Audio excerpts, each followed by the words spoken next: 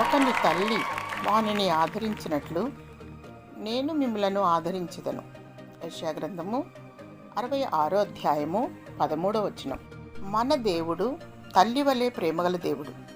ఆయనకు ఎల్షద్దాయ్ అని పేరు కలదు, అనగా తల్లి వంటి రొమ్ము గలవాడు అని అర్థము. తల్లి ఆదరించినట్లు దేవుడు తానే తన బిడలను ఆదరించుచున్నాడు. తల్లియకు శారా బ్రతికినంత కాలము ఇస్సాకు వివాహము చేసుకొనలేదు.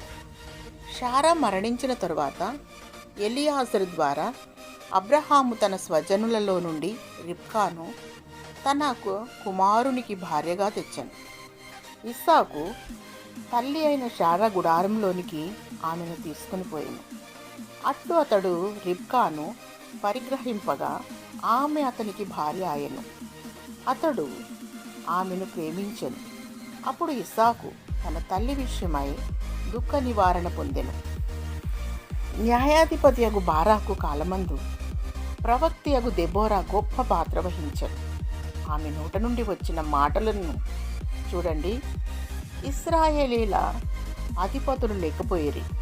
దెబోరా అను నేను రాకమునుపు ఇశ్రాయేలులో నేను తల్లిగా నుండకమునుపు వారు లేకపోయిరి. దెబోరా ఒక తల్లి వలె ఉండెను. అవును, కుటుంబము అనే వ్యవస్థలో భర్త శిరస్సుగా ఉన్నాడు. భార్య ఫలించు ద్రాక్షవళిగా ఉన్నది.